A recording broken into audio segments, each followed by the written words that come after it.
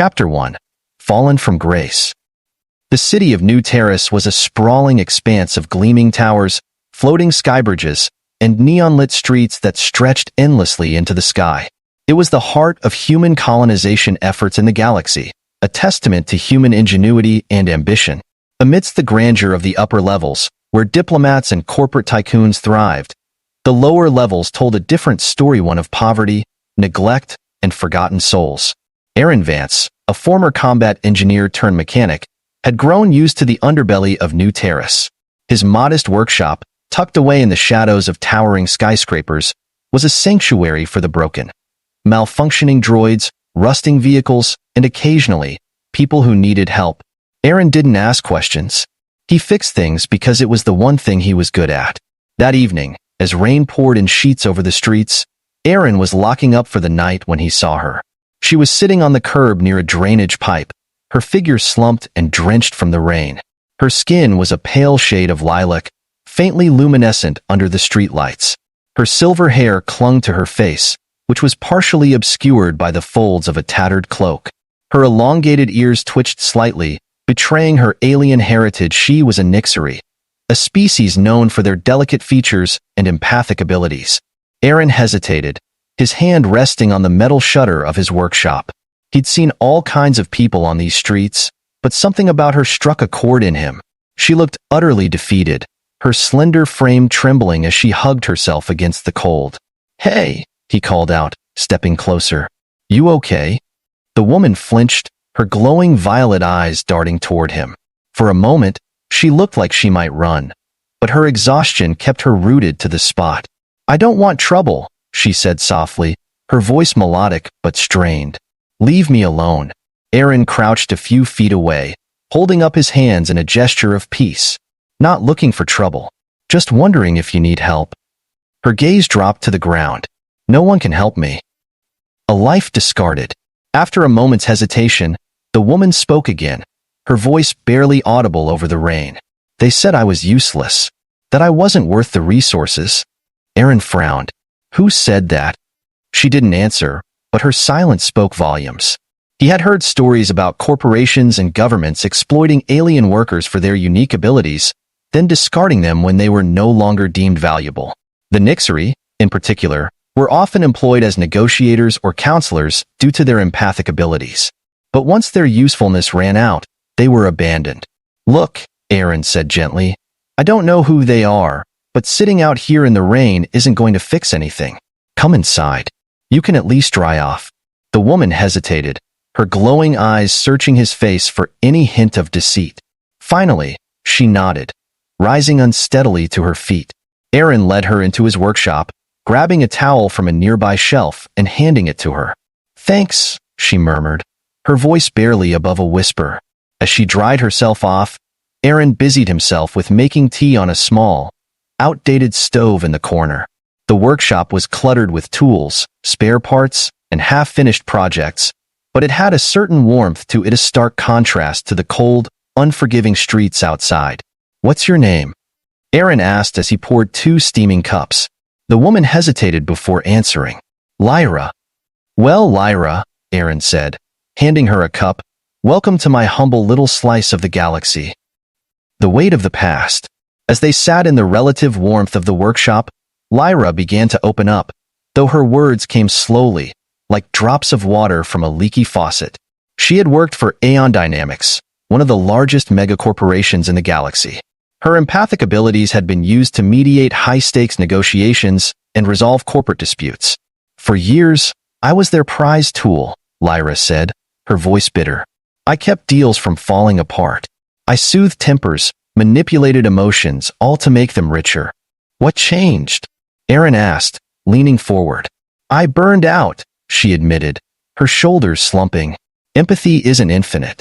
It takes a toll, and eventually, I couldn't keep up. They said I was no longer cost-effective. So, they terminated my contract, revoked my housing privileges, and left me with nothing." Aaron clenched his fists, anger simmering beneath his calm exterior. It wasn't the first time he'd heard stories like this, but it never got easier to stomach. "That's cruel." Lyra let out a hollow laugh. "Cruelty is the foundation of progress," isn't it? For a moment, silence hung between them, broken only by the sound of rain pattering against the workshop's metal roof. Erin studied her, noting the dark circles under her eyes and the way her hands trembled slightly as she held the cup. She was clearly malnourished and exhausted, her body and mind pushed to their limits. "You can stay here," Erin said finally. Lyra looked up, startled. "What?" "You heard me," he said firmly. "You need a place to rest, to get back on your feet. This isn't much, but it's better than the street." Her eyes shimmered with unshed tears, but she quickly looked away, as if ashamed of her vulnerability. "Why would you do that? You don't even know me." Erin shrugged.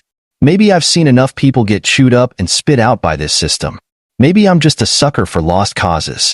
Either way, the offer stands." Lyra hesitated, her emotions warring behind her glowing eyes. Finally, she nodded. "Thank you." A new beginning. The days that followed were an adjustment for both of them. Lyra was hesitant to accept help at first, but Erin's patience and practicality slowly broke down her walls. He set up a makeshift sleeping area for her in the corner of the workshop and made sure she had regular meals, though his cooking skills left much to be desired. "You call this soup?"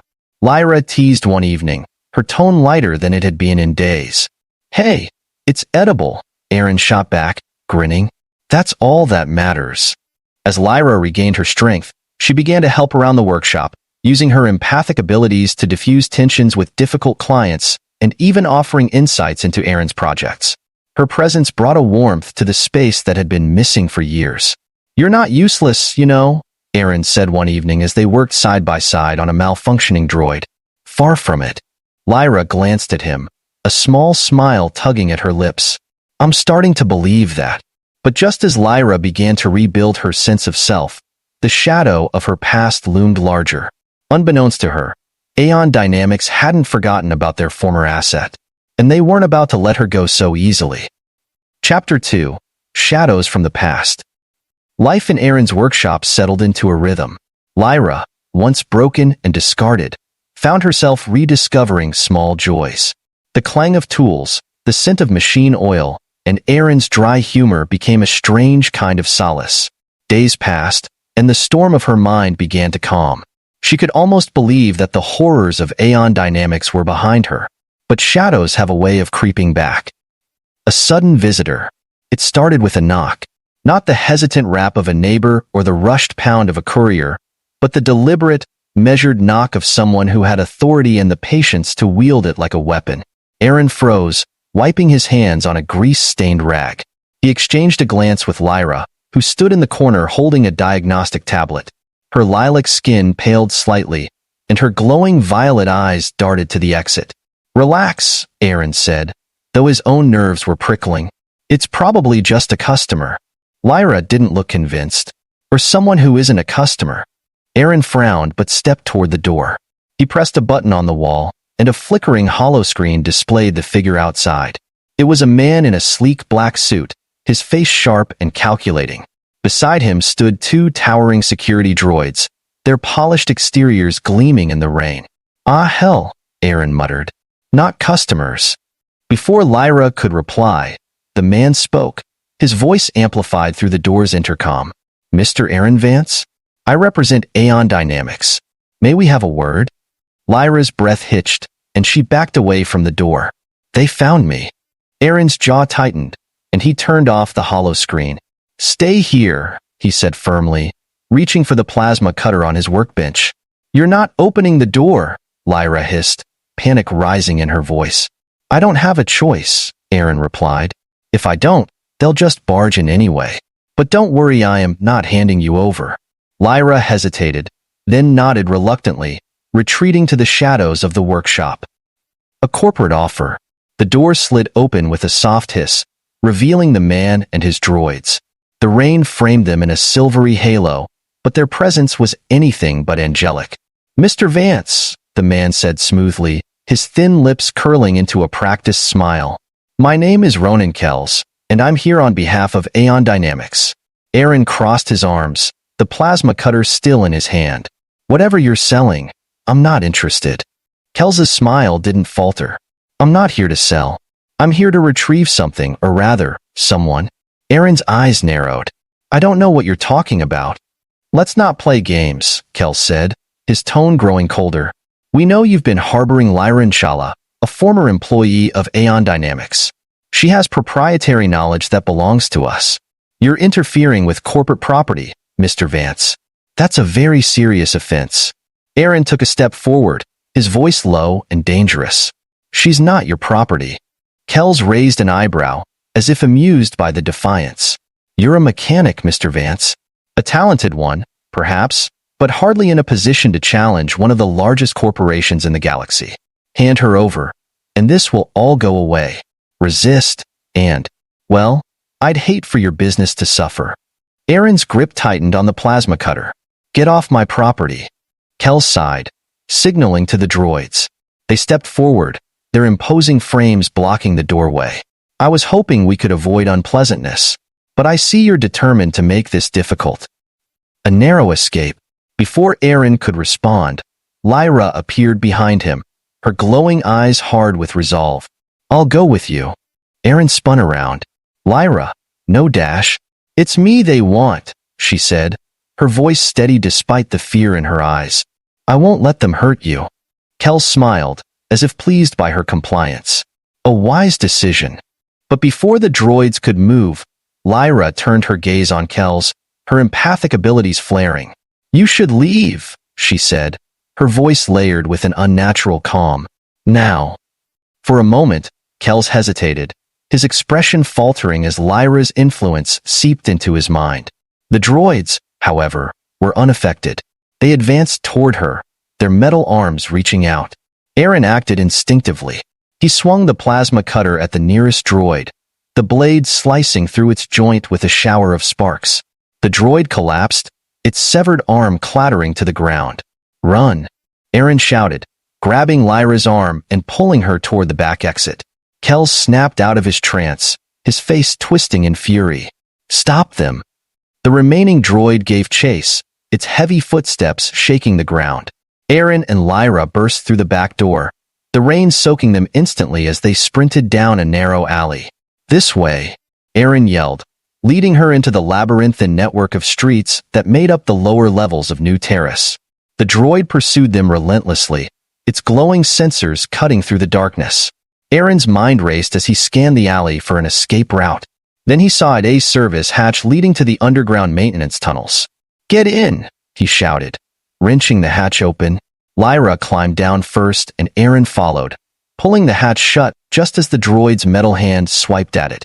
They fell into darkness, the sound of their ragged breathing echoing in the confined space. Into the depths, the maintenance tunnels were a maze of pipes, wires, and flickering lights. Aaron pulled a flashlight from his belt, its beam cutting through the gloom. We can't stay here, Lyra said, her voice trembling. They'll find us. Aaron nodded, his jaw clenched. We'll keep moving. There's an old access point a few blocks down. If we're lucky, we can get out before they catch up.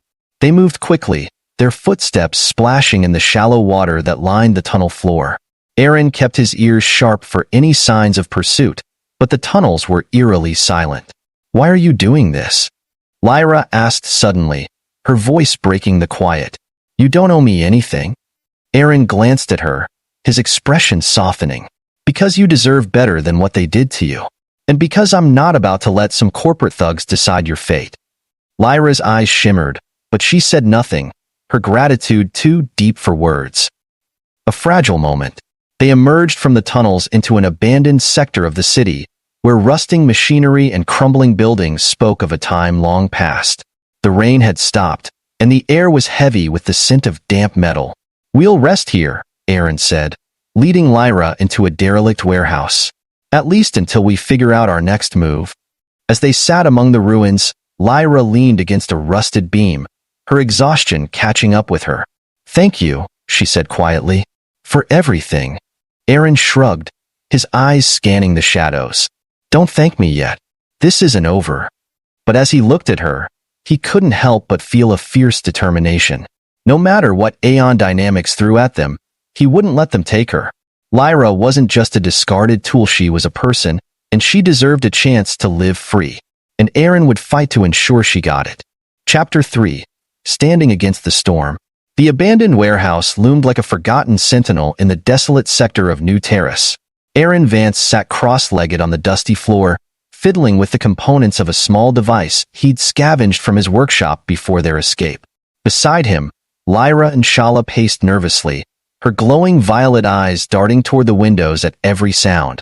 "They won't stop," Lyra said softly, breaking the tense silence. "Aeon Dynamics doesn't give up. Not until they get what they want." Aaron didn't look up from his work. "Then we'll make sure they don't get it." Lyra stopped pacing, her expression conflicted. "You don't understand. It's not just about me. It's about what they think I know. I worked on projects that weren't just corporate disputes. They were dangerous." Aaron raised an eyebrow, finally meeting her gaze. "Dangerous how?" Lyra hesitated, her hands twisting nervously. Aeon was developing tech that could amplify empathic abilities, turning people like me into weapons. If they perfected, they could manipulate entire populations, control minds, emotions, everything. Aaron's jaw tightened. "And they think you're the key to finishing it." Lyra nodded, her voice barely above a whisper. "That's why they won't stop. And it's why I can't let them find me." Aaron set down the device he'd been working on and stood, his resolve hardening. "Then we make sure they don't. We take the fight to them." A plan in motion. Lyra blinked, her expression a mix of surprise and skepticism. "Take the fight to Aeon Dynamics?" "Aaron, they're a mega corporation. They have resources, security forces, and more money than we could ever imagine." Aaron smirked. "Yeah, but they don't have me." Lyra crossed her arms, raising an eyebrow. "And what exactly do you have that can take down a corporate giant?" Aaron gestured to the device he'd been assembling. It was a small, cylindrical object with exposed wires and blinking lights. "This little guy is an EMP disruptor. It's crude, but it'll fry any unshielded tech within a 50-meter radius. If we can get close enough, we can knock out their comms and security systems." Lyra tilted her head, intrigued despite herself. "And then what?" "Then we get into their data center and erase every file they have on you," Aaron said. "No files, no leverage. They won't have a reason to keep chasing you." Lyra stared at him, her glowing eyes wide. "You're serious?" "Dead serious," Aaron replied. "But I can't do it alone. Are you in?" For a moment, Lyra was silent, her emotions warring behind her eyes. Then she nodded, her expression resolute. "I'm in." Preparing for the heist. Over the next few hours, Aaron and Lyra worked together to refine their plan. Aaron explained the layout of Aeon Dynamics' local headquarters, a towering glass skyscraper in the heart of New Terrace. The data center was located on the 38th floor, heavily guarded and accessible only through biometric security. "We'll need to create a diversion," Aaron said, sketching out a crude map on the dusty floor. "Something that'll draw their attention away from the data center while we slip in." Lyra frowned. "How do we even get inside? They'll recognize me the second I walk through the door." Aaron grinned, his eyes twinkling with mischief. "Leave that part to me." The infiltration begins. The following evening, Aaron and Lyra approached the towering Aeon Dynamics building under the cover of darkness. Aaron carried a bulky duffel bag filled with tools and gadgets, while Lyra wore a hooded cloak to conceal her identity. "Ready?" Aaron asked, glancing at her. Lyra took a deep breath and nodded. "As ready as I'll ever be." They slipped into a side alley, where Aaron hacked into a maintenance hatch using a portable terminal. The hatch opened with a hiss, revealing a narrow access tunnel leading into the building. "This way," Aaron said, motioning for Lyra to follow. The tunnel led them to the building's lower levels, where they encountered the first obstacle, a security checkpoint manned by 2 guards. Aaron pulled out a small device from his bag and activated it, sending out a pulse of electromagnetic energy that fried the cameras and temporarily disabled the guards' comm units. "Go," Aaron whispered, leading Lyra past the checkpoint while the guards were distracted by their malfunctioning equipment. Inside the lion's den, reaching the 38th floor was nerve-wracking. Aaron used a combination of stolen access cards and improvised gadgets to bypass several layers of security. Lyra's empathic abilities proved invaluable, allowing her to sense the guards' emotions and predict their movements. As they approached the data center, Lyra paused, her glowing eyes narrowing. "There's someone inside." Aaron frowned. "How many?" "Just one," Lyra said. "But they're angry. On edge." Aaron nodded. "Let me handle it." He pushed open the door, revealing a single technician seated at a console. The technician looked up, startled, but Aaron moved quickly, pressing a small stun device to the man's neck. The technician slumped forward, unconscious. "Subtle," Lyra muttered, stepping inside. Aaron shrugged, already moving toward the console. "Subtle's not my style." The final push. With Lyra's help, Aaron accessed the data center's mainframe. The files on Lyra were extensive, detailing not only her work for Aeon Dynamics, but also the experiments they had planned for her. Aaron's anger flared as he read the cold, clinical descriptions of how they intended to use her abilities. "They really thought they owned you," he muttered, shaking his head. "Not anymore," Lyra said firmly. "Delete it all." Aaron inserted a data wipe device into the console and activated it. The screen filled with lines of code as the files were erased one by one. "Almost there," Aaron said. "Just a few more seconds." But before they could finish, an alarm blared, and the room was flooded with red light. "Damn it," Aaron cursed. "They know we're here." A race against time. The sound of boots echoed in the hallway as security forces closed in. Aaron grabbed the EMP disruptor from his bag and activated it, sending out a pulse that knocked out the building's systems, plunging the floor into darkness. "Move," Aaron shouted, grabbing Lyra's hand and pulling her toward the exit. They raced through the building, dodging guards and navigating the maze-like corridors. Lyra's empathic abilities allowed her to sense their pursuers, giving them just enough time to stay ahead. As they reached the maintenance hatch, Aaron turned to Lyra, his expression grim. "You go first. I'll hold them off." Lyra's eyes widened. "I'm not leaving you." "Aaron!" Lyra shouted, her voice breaking. A costly escape. Just as Lyra started to protest, security forces rounded the corner. Aaron threw the EMP disruptor into the corridor, buying them precious seconds as the guards' weapons and comms were disabled. "Go!" Aaron shouted. Lyra hesitated for a moment before climbing into the tunnel. Aaron followed close behind, sealing the hatch just as the guards reached it. They emerged into the alley, their breaths ragged and their hearts pounding. The sounds of sirens and shouting echoed behind them, but they didn't stop running until they were far from the Aeon Dynamics building. A hard-won victory. Back at the warehouse, Aaron collapsed onto the floor, his chest heaving. Lyra knelt beside him, her expression a mix of relief and gratitude. "You did it," she said softly. "You erased everything." Aaron managed a weak smile. "Told you I wouldn't let them take you." For the first time in years, Lyra felt a spark of hope. She wasn't just a tool to be used and discarded, she was free. And she had Aaron to thank for it. But even as they celebrated their victory, both knew that Aeon Dynamics wouldn't give up so easily. The fight was far from over. Chapter 4. The Final Stand. The aftermath of their infiltration weighed heavily on Aaron Vance and Lyra Inshallah as they hid in the ruins of the old industrial sector of New Terrace. While they had succeeded in erasing Aeon Dynamics records of Lyra, their escape had drawn the ire of the corporation. Aaron's workshop was undoubtedly compromised, and their actions had triggered a citywide search. But Lyra was no longer the trembling, defeated woman Aaron had found on the street. Something had changed in her. For the first time in years, she wasn't running for survival, she was fighting for it. A fragile refuge. The abandoned factory they now called home was a decrepit monument to an earlier era, its rusted walls and broken machinery a stark contrast to the gleaming skyline of New Terrace above. Aaron worked tirelessly at a makeshift workbench, assembling a device from the salvaged parts he had managed to scavenge during their flight. "What are you building this time?" Lyra asked, her voice tinged with both curiosity and concern. Aaron glanced at her, his face streaked with grime but his eyes alight with determination. "A signal scrambler. If we can disrupt Aeon's tracking systems, we might be able to disappear for good." Lyra nodded, her fingers brushing against the edge of a cracked monitor. "And if we can't?" Aaron paused, his jaw tightening. "Then we make sure they can't hurt anyone else." Lyra's glowing violet eyes narrowed. "You mean we take the fight to them?" Aaron didn't respond immediately.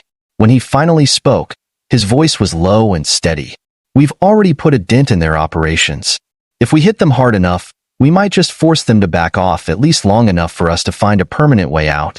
Lyra stepped closer, her presence calm yet powerful. "Then I'm with you. Whatever it takes." The first strike. Their first move was to disable the surveillance drones that patrolled the industrial sector. Aaron's signal scrambler worked like a charm, frying the drone circuits and rendering them useless. It was a small victory, but it bought them precious time. Next, they targeted one of Aeon Dynamics' smaller facilities, a supply depot that served as a hub for the corporation's security forces. Lyra's empathic abilities proved invaluable as they infiltrated the building, her subtle influence allowing them to bypass guards and access critical systems. "You're getting good at this," Aaron remarked as Lyra deactivated the depot's internal defenses. She gave him a faint smile. Desperation is a good teacher. Together, they planted EMP charges throughout the facility, their actions swift and precise. As they exited, the charges detonated, plunging the depot into chaos. Security forces scrambled to contain the damage, unaware that their attackers had already slipped away. A growing threat. Despite their successes, the noose tightened around them. Aeon Dynamics had escalated its efforts, deploying more advanced tracking systems and mobilizing additional forces. Kells, the corporation's cold and calculating representative, had taken personal charge of the operation. "They're cornering us," Lyra said one evening as they huddled in the factory. "It's only a matter of time before they find us." Aaron leaned back against a rusted pillar, his expression grim. "Then we make our last stand?" Lyra's eyes widened. "Aaron, you can't be serious." "I am," he said firmly. "If they find us, they'll come in force. We need to make sure they regret it." Lyra hesitated, then nodded. "If it comes to that, we fight together." The final battle. Their stand came sooner than expected. Late one night, the factory's sensors alerted them to an approaching force, multiple vehicles, drones, and heavily armed guards. Aaron and Lyra exchanged a tense glance, their unspoken resolve clear. "It's time," Aaron said, grabbing his plasma rifle and activating the defenses they had rigged throughout the factory. Lyra stood beside him, her glowing eyes filled with determination. "Let's make them earn it." The first wave of drones entered the factory, their scanners sweeping the dark, cavernous space. Aaron fired a well-placed shot, destroying one drone and triggering a chain reaction that disabled the others. The guards followed, their weapons drawn and their movements coordinated. Lyra closed her eyes, focusing her empathic abilities. The guards hesitated, their aggression faltering as confusion and doubt clouded their minds. Aaron took advantage of the opening, his rifle precise and deadly. But the guards quickly recovered, their numbers overwhelming. Aaron and Lyra fell back, retreating deeper into the factory as explosions rocked the walls. Kells himself entered the fray, his cold eyes scanning the battlefield with calculated precision. "Lyra and Shala," Kells called out, his voice echoing through the factory. "Surrender now, and I'll spare your companion." Lyra's jaw tightened. "He's lying." "Of course he is," Aaron said, reloading his rifle, "but we're not giving him the chance." A sacrifice. As the battle raged on, it became clear that they were outmatched. Aaron's defenses held for a while, but the sheer number of attackers overwhelmed them. Lyra's empathic abilities strained under the pressure, her glowing eyes dimming as exhaustion set in. "We can't keep this up," Lyra said, her voice shaky. "There are too many." Aaron glanced at her, his mind racing. Then he made a decision. "I'll draw them away. You get out of here." Lyra grabbed his arm, her eyes wide. "No, I'm not leaving you." "You have to," Aaron said, his voice firm. "If they capture you, everything we've done will be for nothing." Tears shimmered in Lyra's eyes, but she nodded reluctantly. "You'd better survive." Aaron managed a weak smile. "I'll do my best." The aftermath. Aaron's diversion worked. He led the guards on a wild chase through the factory, using every trick and trap at his disposal to keep them off Lyra's trail. In the chaos, Lyra slipped away, her empathic abilities masking her presence as she fled into the night. When the dust settled, the factory was a smoking ruin, and Aaron was gone. Lyra watched from a distance, her heart heavy with both grief and determination. She didn't know if Aaron had survived, but she knew one thing. She couldn't stop fighting. Aeon Dynamics might have taken everything from her, but they hadn't broken her spirit. With Aaron's sacrifice as her anchor, Lyra vowed to continue the fight not just for herself, but for every life Aeon Dynamics sought to exploit and discard. And though the path ahead was uncertain, she knew she would never walk it alone. Aaron's legacy would guide her, a testament to the power of compassion and resistance in the face of oppression.